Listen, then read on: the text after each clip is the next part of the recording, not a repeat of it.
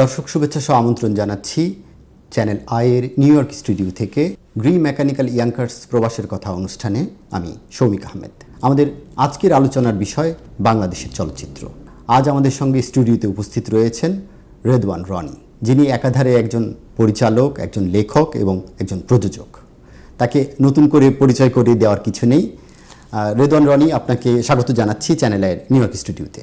Thank you, আপনাকে অনেক অনেক ধন্যবাদ আমাকে আমন্ত্রণ জানানোর জন্য।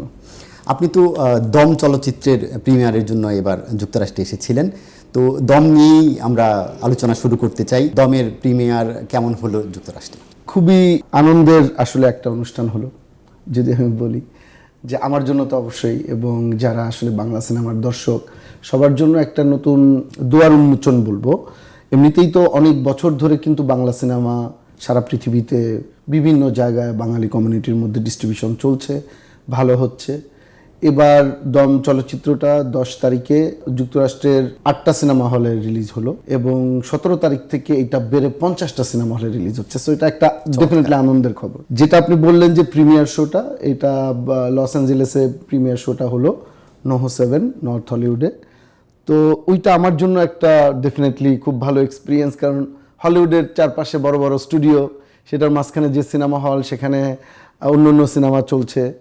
তো সন্ধ্যার শোতে অনেক আমন্ত্রিত অতিথি আসলো এবং আমার নিজের জন্য আসলে কেন আমি বলবো যে যখন আমরা চলচ্চিত্র বানাই, যখন এটা রিলিজ হয় প্রথমত দেশের দর্শক দেখে। দেশের দর্শকের মাইন্ডসেট একরকম থাকে, তাদের স্টোরি টেলিংয়ের এক্সপেরিয়েন্স তারা একরকমভাবে নেয়। কিন্তু যখন আমরা প্রবাসের মধ্যে যখন এটা ডিস্ট্রিবিউশনটা হয়, তাদের বেড়ে ওঠা, তাদের জীবনযাপন, তাদের চিন্তাভাবনা কিন্তু আর একটু ডিফারেন্ট, অনেক ইন্টারন্যাশনাল। তো এরকম একটা স্পেসে যখন সিনেমাটা চলে, যে এটার এক্সপিরিয়েন্সটা কি অথবা মানুষ এটা কেমন করে গ্রহণ করছে, এটা কিন্তু পরবর্তী সিনেমার জন্য অথবা বাংলা সিনেমার রোডম্যাপের জন্য এটা খুব ইম্পর্টেন্ট, কারণ ইটস এ বিগ মার্কেট।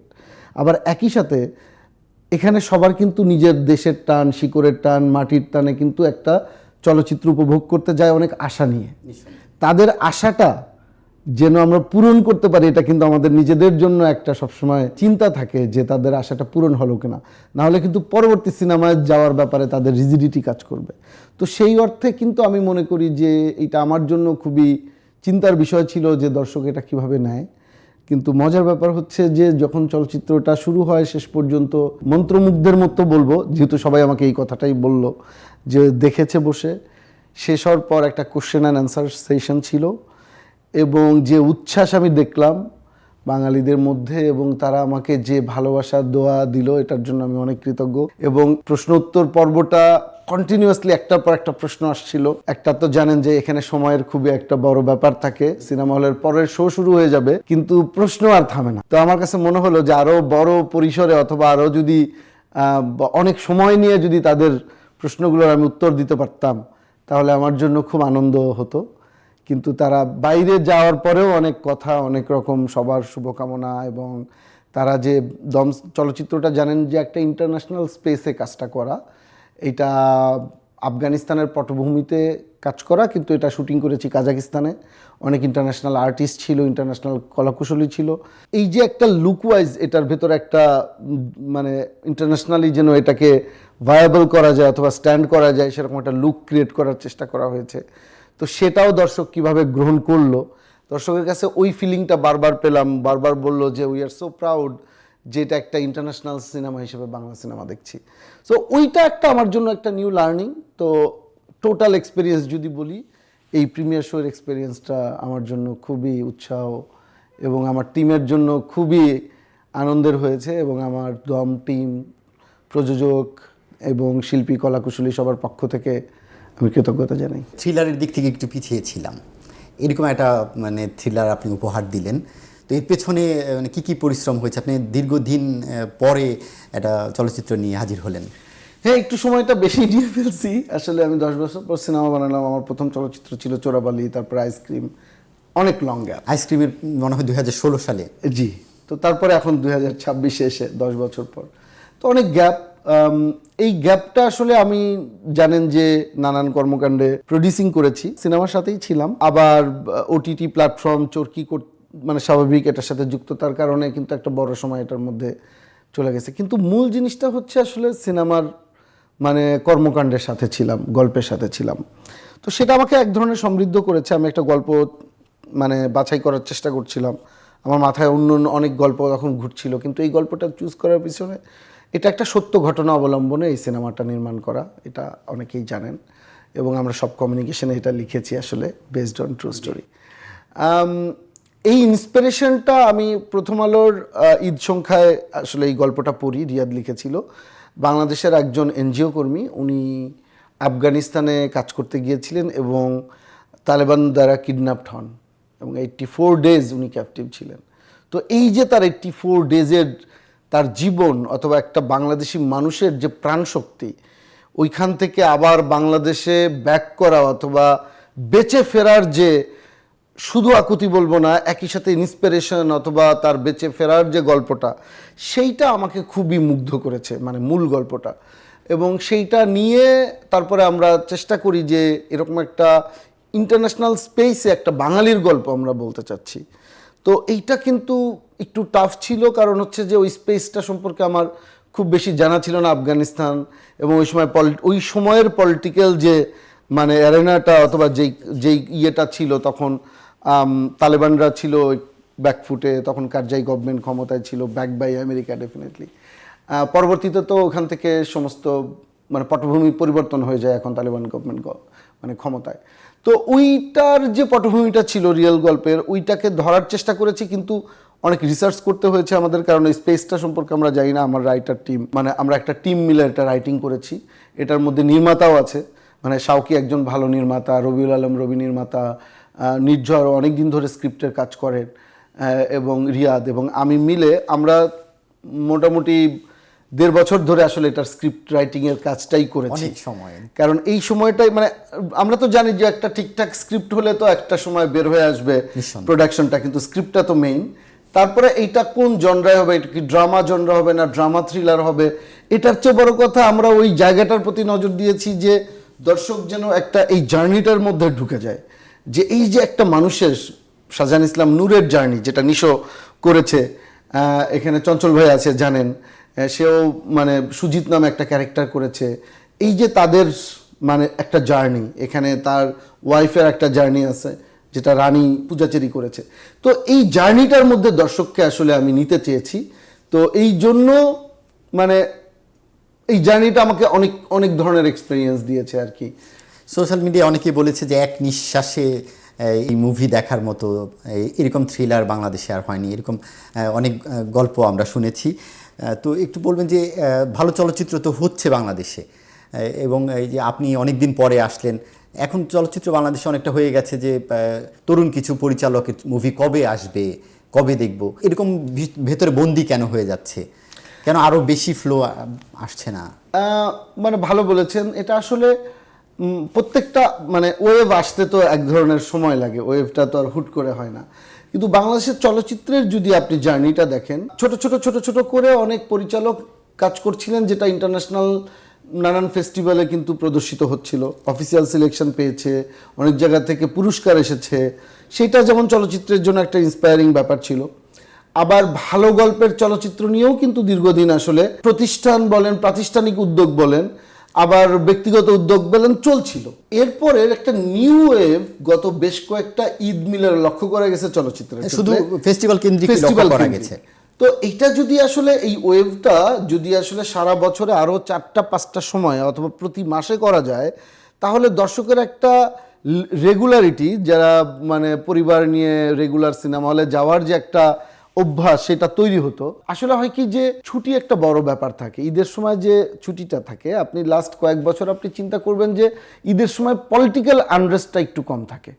অন্য সময় কিন্তু পলিটিক্যাল আনরেস্ট এত বেশি থাকে যে ছিল অন্তত, এখন অন্তত নতুন সরকার এবং একটা সেটেলড সিচুয়েশন বোঝা যাচ্ছে।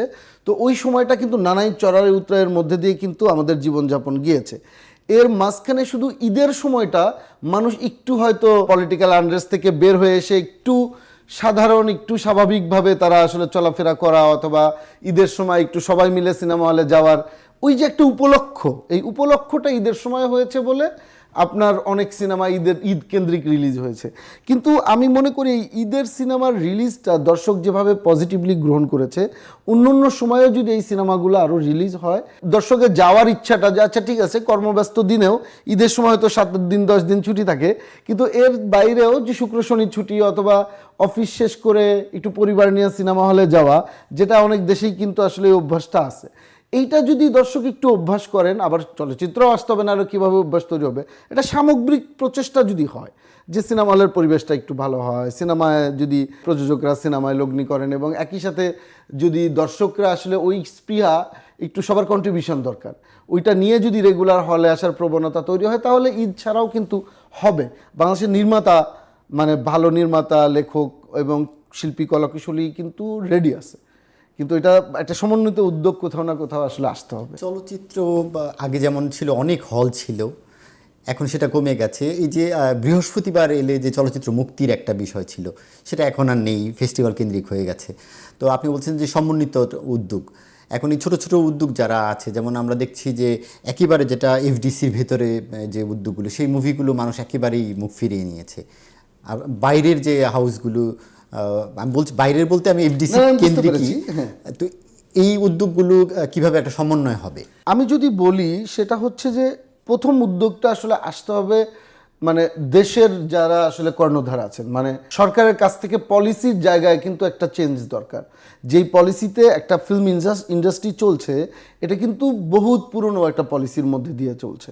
এখন কিন্তু সারা পৃথিবীর পলিসি চেঞ্জ হয়ে গেছে, ফিল্ম পলিসি আপগ্রেড হয়ে গেছে। তো এইটা আমাদের এখন ইন্টারন্যাশনালি কিভাবে কাজটা হয়, কারণ এখন কিন্তু দর্শকের চোখও কিন্তু আসলে অনেক পরিপক্ক হয়েছে, দর্শক কিন্তু সারা পৃথিবীর কন্টেন্ট দেখছেন, সিনেমা দেখছেন, কাজে ওইটার সাথে কিন্তু আমাদের সিনেমার কম্প্যারিজনটা কিন্তু দর্শক করেন। তো এই যে করেন, তাহলে আমরা কোন স্পেসে সিনেমাটা বানাবো অথবা কিভাবে এই সমন্বয়টা হবে। শুরুর উদ্যোগটা দেখেন, যেটা বললাম যে নির্মাতা প্রযোজক আছেন, দর্শকও রেডি আছেন, শিল্পী আছেন, তাহলে কোথায় আসলে রোড ব্লকটা ওই জায়গাতেই যেখানে হচ্ছে আমাদেরকে এক ধাপ এগিয়ে নেওয়ার বিষয়ে যারা কাজ করবেন, পলিসিগত কাজ। স্পেশালি আমি যদি বলি এই ইন্ডাস্ট্রি কিন্তু নতুন করে গ্রো করছে, তার মানে একটা গ্রোয়িং ইন্ডাস্ট্রির জন্য কিন্তু গভর্নমেন্টের অনেক প্রণোদনা থাকে, ট্যাক্স রিবেট থাকে, তারপরে হচ্ছে খুব সহজ শর্তে লোন থাকে, অনেক রকম বিষয় থাকে। এই বিষয়গুলোকে আরেকটু সহজ করতে হবে, যারা আসলে সিনেমা নিয়ে কাজ করতে চান তাদের কাছে এসব পৌঁছাইতে হবে। ইনফরমেশনের চেয়ে বড় কথা, ইনফরমেশন হয়তো চলে যাবে, উদ্যোগটা তৈরি করতে হবে। আর একটা বিষয় হচ্ছে যে চলচ্চিত্রের জন্য অন্য দেশেও ফিল্ম কমিশন থাকে, যারা আসলে ফিল্ম নিয়ে আসলে পুরো জিনিসটা ডিল করেন। আসলে নিউ ইয়র্কের ইয়ঙ্কার্সে এইচভিএসি পণ্যের বাংলাদেশি প্রতিষ্ঠান মিডিয়া পাইকারি এই শোরুমে রয়েছে সর্বাধুনিক প্রযুক্তির হিটিং ও কুলিং সিস্টেমের পণ্য। আবাসিক ও বাণিজ্যিক ব্যবহারের এসব পণ্য স্থাপন ও মেরামত করে দেন দক্ষ ও অভিজ্ঞ কর্মীরা। জ্বালানি সাশ্রয়ে এসব পণ্যে রয়েছে পরিবার প্রতি $8,000 পর্যন্ত ছাড়। ইয়ঙ্কার্সে মিডিয়া শোরুমে আসুন, বাড়ি গরম ও শীতল করার অত্যাধুনিক প্রযুক্তি বেছে নিন। যোগাযোগ তোফায়েল চৌধুরী 9142229477। নিউ ইয়র্কের ইয়ঙ্কার্সে এইচভিএসি পণ্যের বাংলাদেশি প্রতিষ্ঠান মিডিয়া পাইকারি এই শোরুমে রয়েছে সর্বাধুনিক প্রযুক্তির হিটিং ও কুলিং সিস্টেমের পণ্য। আবাসিক ও বাণিজ্যিক ব্যবহারের এসব পণ্য স্থাপন ও মেরামত করে দেন দক্ষ ও অভিজ্ঞ কর্মীরা। জ্বালানি সাশ্রয়ে এসব পণ্যে রয়েছে পরিবার প্রতি $8,000 পর্যন্ত ছাড়। ইয়ঙ্কার্সে মিডিয়া শোরুমে আসুন, বাড়ি গরম ও শীতল করার অত্যাধুনিক প্রযুক্তি বেছে নিন। যোগাযোগ তোফায়েল চৌধুরী 9142229477। এবং অন্য দেশেও যদি ধরেন, এখানকার যদি কোনো একটা বড় প্রযোজক অথবা হলিউড স্টুডিও, বাংলাদেশে এত সুন্দর বিউটিফুল লোকেশন আছে না, সুন্দরবন আছে, কক্সবাজার আছে, গ্রাম বাংলা আছে, অনেক সুন্দর সুন্দর লোকেশন আছে। এখানে যদি কাজ করতে চায়, ওখানে প্রোডাকশন করতে চায়, আসলে তারা কিন্তু খুবই ডিফিকাল্ট টু কমিউনিকেট। মন্ত্রণালয়ের সাথে কিন্তু ডিরেক্ট কমিউনিকেশনটা কিন্তু যে কোনো দেশের জন্য একটু ডিফিকাল্ট। তার মানে অন্য দেশে কিন্তু ফিল্ম কমিশন এই কাজটা করেন। তো এই ফিল্ম কমিশন যদি থাকে, বাংলা সিনেমা বিদেশে অথবা অন্য জায়গায় ডিস্ট্রিবিউশনের ক্ষেত্রেও পলিসিগুলো আর একটু সহজ হয়ে যাবে। মানে তারা এটা নিয়ে কাজ করবেন। বাইরে থেকে যারা বাংলাদেশে কাজ করতে চান, তাদের জন্য আসলে কর্মক্ষেত্রটা সহজ হয়ে যাবে। এটার বাইরে একটা ফিল্ম ডিস্ট্রিবিউশন হলে কত % টাকা আসলে প্রযোজকের ঘরে যাওয়া উচিত, এবং আসলেও কি আরও আগামী 5 বছর গভর্নমেন্টের ট্যাক্সটা একটু রিবেট করতে পারে চলচ্চিত্রের উন্নয়নের জন্য, আসলেও কি মানে কি করলে মানে সহজভাবে আসলে এই বিষয়গুলো ঘটবে, এই জিনিসগুলো নিয়ে আসলে আলোচনাগুলো তৈরি করতে হবে। যারা এখন ফিল্ম নিয়ে কাজ করেন তাদের ডেকে কিন্তু তাদের কাছ থেকে পরিকল্পনাটা নিতে হবে। তারাই এখন কাজ করছেন সারা পৃথিবীব্যাপী, তো তারা জানেন কিভাবে ইন্টারন্যাশনালি কাজ করতে হয়। তাহলে তাদের কাছ থেকে এই যে পরিকল্পনাগুলো নিয়ে একটা সমন্বিত পরিকল্পনা বানাতে হবে। তারপরে কিন্তু এটা তথ্য মন্ত্রণালয়ের আন্ডারে যেহেতু ফিল্ম আছে, তাহলে তথ্য মন্ত্রণালয়কে একটা বড় উদ্যোগ নিতে হবে। হলের সংখ্যা যে একেবারে কমে গেল, তো এখন যেটা ছিল গণমানুষের বিনোদনের মাধ্যম হচ্ছে চলচ্চিত্র, সো একেবারে গণমানুষের পর্যায়ে নাই, একেবারে গ্রাম পর্যায়ে মফস্বল পর্যায়ে হল একেবারে নেই বললেই চলে, শহর কেন্দ্রিক হয়ে গেছে। এই ব্যবস্থা থেকে কিভাবে আমরা বের হয়ে আসব? সিনেমা হলের ক্ষেত্রে দেখেন, সিনেমা হলের পরিবেশ তো অবশ্যই বড় ব্যাপার। সিনেমা হলের মালিকরাও কিন্তু আবার তাদেরও আবার স্ট্রাগল আছে যে না, আমাদের কাছে ভালো সিনেমা না আসলে আমরা পরিবেশটা দিব কিভাবে। যেহেতু এটা একটা বিজনেস, এটা একটা প্রাইভেট বিজনেস, এটাকে আসলে অবশ্যই যিনি বিজনেস করবেন তার কিন্তু একটা দূরদর্শিতা থাকতে হবে। মানে বিজনেস মানেই কিন্তু রিস্ক, বিজনেস মানেই কিন্তু লাভ অ্যান্ড ক্ষতি দুইটাই। শুধু লাভ করতে চাইলে কিন্তু সেটা বিজনেস আর বিজনেস থাকে না।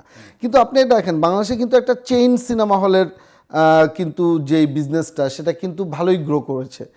আমি যদি সিনেপ্লেক্সের কথা বলি, হ্যাঁ মাল্টিপ্লেক্সের কথা বলি, তাহলে আপনি দেখবেন তাদের হলের সংখ্যা দিনকে দিন বেড়েই যাচ্ছে।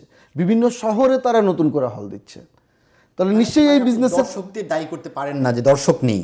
না, দায়ী করতে পারি না কেন, কারণ আপনি তাহলে কিভাবে মাল্টিপ্লেক্সগুলো নতুন নতুন সিনেমা হলের সংখ্যা বাড়াচ্ছে, যেখানে লগ্নি আরও বেশি করতে হয়। মাল্টিপ্লেক্সে তো লগ্নি অনেক বেশি, একদম আধুনিক সব কিছু, তার মানে হচ্ছে খরচও বেশি, স্ক্রিন বেশি, এবং একই সাথে ওইটার মধ্যে একটা পরিবেশ তৈরি করা। তার মানে এই লগ্নিটা কেন করছেন যারা এইটা করছেন, তার মানে নিশ্চয়ই তাদের কাছে একটা বিজনেস প্রজেকশন আছে। তাহলে এই একটা চেইন শপ তারা কোয়ালিটি এনশিওর করার পরে দর্শক এখানে আসছে, দেখছে, কফি খাচ্ছে, পপকর্ন খাচ্ছে, সিনেমা দেখছে, এবং তাদের বিজনেস গ্রো করছে বলে আরও বিজনেস বাড়াচ্ছে। তাহলে অন্য হল মালিকরা কেন এই বিজনেস মডেলটা কেন বুঝে এইটাকে কেন রেপ্লিকেট করতে পারছে না? যেহেতু বিনিয়োগ একটা বড় বিষয় চলচ্চিত্রের ক্ষেত্রে, এবং চলচ্চিত্র অনেক বড় একটা মাধ্যম যেখানে বড় অঙ্কের বিষয় থাকে, এক্ষেত্রে ওটিটি আশীর্বাদ হয়ে এলো না কোনো একটা শ্রেণীকে দূরে সরিয়ে দিল? ওটিটি একটা সিনেমার জাস্ট একটা ডিস্ট্রিবিউশনের মিডিয়াম। এটা সিনেমা বলেন, সিরিজ বলেন, কন্টেন্ট ডিস্ট্রিবিউশনের মিডিয়াম। এই মিডিয়াম যুগে যুগে নতুন মিডিয়াম যুক্ত হতেই থাকবে। সিনেমা যখন 100 বছর আগে যখন সিনেমার ডিস্ট্রিবিউশন হতো, তো তখনও সিনেমা হল ছিল, তখন হচ্ছে রিলে ডিস্ট্রিবিউশন হতো অথবা 35 মিলিমিটারের ডিস্ট্রিবিউশন হতো। তারপরে যখন টেলিভিশন আসলো, সবাই কি মনে করলো, সিনেমা মনে হয় বাতিল হয়ে যাবে, টেলিভিশনেই তো সিনেমা দেখা যাচ্ছে। আদৌ কি সেটা হয়েছে? সিনেমা হলে তো লোকজন যাচ্ছে, এটার এক্সপিরিয়েন্সটা ডিফারেন্ট। তারপরে যখন স্যাটেলাইট আসলো তখন আরেক ধাপে টেনশন, হ্যাঁ, যে এখন সিনেমা আরও বেশি। তারপরে যখন অনলাইনে ধরেন ইউটিউবেও তো সিনেমা দেখা যায়, তো তারপরেও কেন মানুষ সিনেমা হলে যাচ্ছে? এখন ওটিটি আসলো, ওটিটি নিয়ে একই কথা শুরু হয়েছে যে ওটিটি কি সিনেমার জন্য হুমকি কিনা। দেখুন, কোনো মিডিয়ামের জন্য হুমকি না, কারণ প্রত্যেকটা মিডিয়ামের নিজস্ব বৈশিষ্ট্য আছে। এবং সিনেমা হলে যারা সিনেমা দেখতে যান, ওই সিনেমা কিন্তু আপনাকে সিনেমা হলেই এনজয় করতে হবে। মানে ওইটা আপনি ওটিটিতে গেলে এটা অন্যভাবে এনজয় করবেন। তো প্রত্যেকটা মিডিয়ামের জন্য আলাদা দর্শক আছেন, এবং একই দর্শক সিনেমা হলেও সিনেমা দেখবেন, আবার ওটিটিতেও সিনেমা দেখবেন। এইটা একটা নতুন মিডিয়াম মাত্র অ্যাড হয়েছে। আপনি আগামী 3 বছর, 5 বছর, 10 বছর পরে তো আপনার এই ওটিটি মিডিয়াম তো কনভার্ট হয়ে আরও মোর নতুন টেকনোলজিতে কনভার্ট করবে না। ভিআরএ সিনেমা রিলিজ হবে, হলোগ্রাফিকে সিনেমা রিলিজ হবে। তো টেকনোলজি তো আপনি কোথাও আটকাইতে পারবেন না, টেকনোলজির মতো মুভ করবে। কিন্তু সিনেমার যে এক্সপিরিয়েন্স, এটা নানান ফর্মে আসতে থাকবে। মূল জায়গাটা হচ্ছে গল্প, স্টোরি টেলিং। তো এখন আপনি স্টোরি টেলিংটা কীভাবে করছেন, কোন সময়ের জন্য করছেন, কোন দর্শকের জন্য করছেন, এইটা ইম্পর্টেন্ট। এখন কতগুলা জায়গায় ডিস্ট্রিবিউশন হচ্ছে, এইটার নতুন করে কারো ভাবনার জায়গা নাই। বাংলাদেশে যে ওটিটিগুলো আছে সেগুলোর এখন মানে বাণিজ্যিকভাবে কতটা ভালো অবস্থানে আছে? একদমই নতুন বিজনেস, সেটা মার্কেটে স্টাবলিশ হতে। এই বিজনেসটা যদি আমি বলি করি ওটিটি কিন্তু সারা পৃথিবীতে বড় বড় প্ল্যাটফর্ম কিন্তু অনেক দিন ধরে কাজ করছিল, কিন্তু আমাদের নিজেদের হোমগ্রোন প্ল্যাটফর্মের কিন্তু মানে অভাব ছিল আমি বলবো, যেটা একদম subscription based proper OTT platform যদি আমি বলি। এখন অনেকগুলা হয়েছে, কাজ চলছে। তো এইটাও নতুন ইন্ডাস্ট্রি, এটাকেও গভর্নমেন্টকে অবশ্যই এটার মধ্যেও নজর দিতে হবে এবং ভালো করে এটাকে সহযোগিতা করতে হবে। কিন্তু মানে যারা ব্যক্তিগত উদ্যোগে অথবা ব্যবসায়িকভাবে প্রাতিষ্ঠানিক উদ্যোগে যেভাবে করা হচ্ছে, সেখানে অনেকগুলো স্ট্রাগল পয়েন্ট আছে, কিন্তু সম্ভাবনার জায়গা অনেক। অনেক কেন, ধরেন আমি চরকির কথাই যদি বলি, চরকি তো এটা ওয়ার্ল্ড ওয়াইড ডিস্ট্রিবিউশন, পৃথিবীর সব দেশ থেকে দেখা যায়। 36 কারেন্সিতে চরকি পেমেন্ট হয়, বিভিন্ন দেশ থেকে মানুষ পেমেন্ট করে, এবং এমন সব পেমেন্টের কারেন্সি আমি নিজেই হয়তো নামই জানতাম না যেই কারেন্সিতে কিন্তু চরকিতে পেমেন্ট হচ্ছে। এবং এই পেমেন্টটা আসলে কোথায় এসে জমা হচ্ছে? এটা বাংলাদেশের ফরেন কারেন্সি রিজার্ভে এসে জমা হচ্ছে। ছোট্ট করে হলেও তো এখানে একটা ফরেন কারেন্সি রিজার্ভে একটা কন্ট্রিবিউশন আছে। তার মানে এটা একটা বড় সম্ভাবনাময় ক্ষেত্র। এটা গভর্নমেন্টকে অ্যাড্রেস করতে হবে।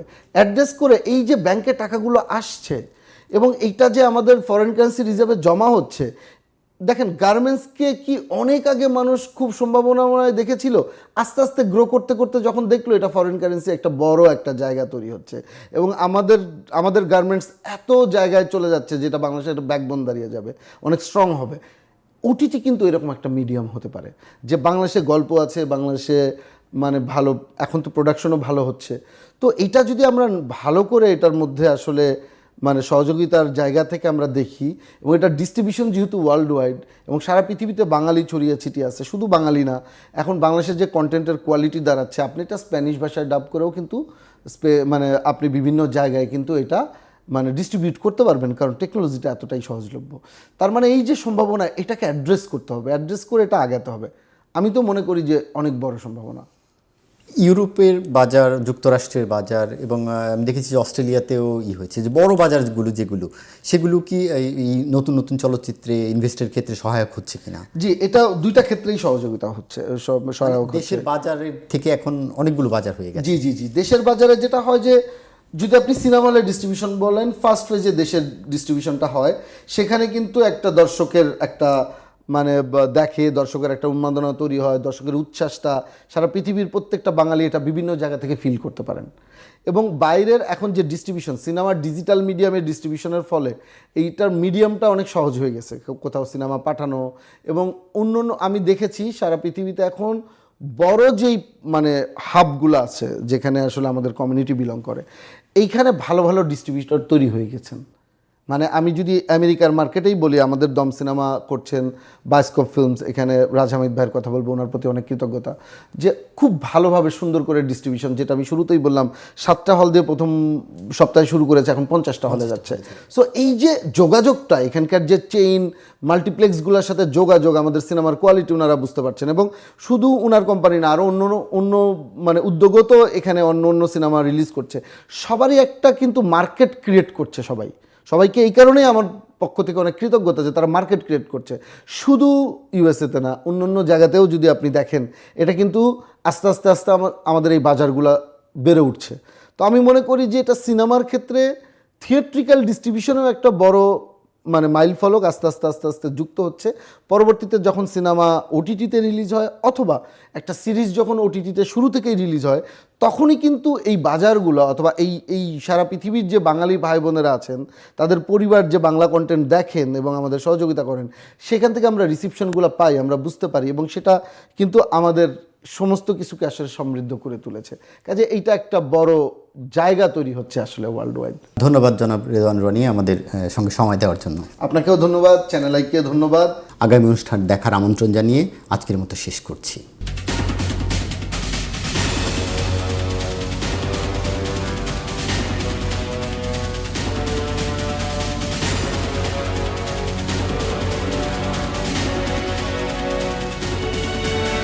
নিউ ইয়র্কের ইয়ঙ্কার্সে এইচভিএসি পণ্যের বাংলাদেশি প্রতিষ্ঠান মিডিয়া পাইকারি এই শোরুমে রয়েছে সর্বাধুনিক প্রযুক্তির হিটিং ও কুলিং সিস্টেমের পণ্য। আবাসিক ও বাণিজ্যিক ব্যবহারের এসব পণ্য স্থাপন ও মেরামত করে দেন দক্ষ ও অভিজ্ঞ কর্মীরা। জ্বালানি সাশ্রয়ে এসব পণ্যে রয়েছে পরিবার প্রতি $8,000 পর্যন্ত ছাড়। ইয়ঙ্কার্সে মিডিয়া শোরুমে আসুন, বাড়ি গরম ও শীতল করার অত্যাধুনিক প্রযুক্তি বেছে নিন। যোগাযোগ তোফায়েল চৌধুরী 9142229477। নিউ ইয়র্কের ইয়ঙ্কার্সে এইচভিএসি পণ্যের বাংলাদেশি প্রতিষ্ঠান মিডিয়া পাইকারি এই শোরুমে রয়েছে সর্বাধুনিক প্রযুক্তির হিটিং ও কুলিং সিস্টেমের পণ্য। আবাসিক ও বাণিজ্যিক ব্যবহারের এসব পণ্য স্থাপন ও মেরামত করে দেন দক্ষ ও অভিজ্ঞ কর্মীরা। জ্বালানি সাশ্রয়ে এসব পণ্যে রয়েছে পরিবার প্রতি $8,000 পর্যন্ত ছাড়। ইয়ঙ্কার্সে মিডিয়া শোরুমে আসুন, বাড়ি গরম ও শীতল করার অত্যাধুনিক প্রযুক্তি বেছে নিন। যোগাযোগ তোফায়েল চৌধুরী 9142229477।